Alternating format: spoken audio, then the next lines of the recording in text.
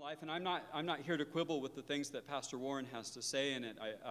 My favorite story about the purpose-driven life is I spent some time on retreat at the Sarah retreat for my 40th birthday. My wife gave me a week away for the retreat, so every morning, even though I'm not Roman Catholic, I would go and I would join in the prayers with the Franciscan monks who lived there, and they would have homilies. And I remember the very first homily I was there, the father began to share about Rick Warren and what he had learned from Rick Warren's purpose-driven life. And I have to say that was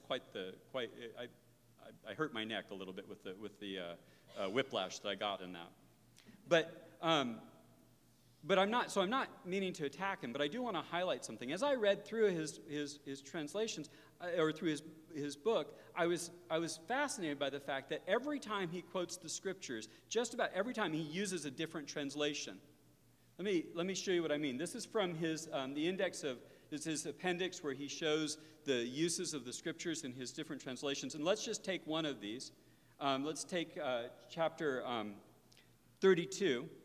And if we go through and we highlight the number of different translations, okay, this is every time he quotes the Bible, all right?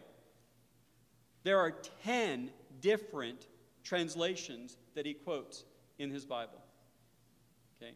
10 different translations. Now, this is what he says about this. He says, this book contains nearly 1,000 quotations from Scripture. I have intentionally varied the Bible translations used for two important reasons. He says, first, no matter how wonderful a translation it has limitations. The Bible is originally written using 11,280 Hebrew, Aramaic, and Greek words. I hope he had a secretary do that, count that. But the typical English translation uses only around 6,000 words. So there's obviously, because there's so many more words, there's got to be a lot more meaning to pull out of it. Obviously, nuances and shades of meaning can be missed, so it's always helpful to compare translations. Second, and even more important, is the fact that we often miss the full impact of familiar Bible verses, not because of poor translating, but simply because they have become so familiar.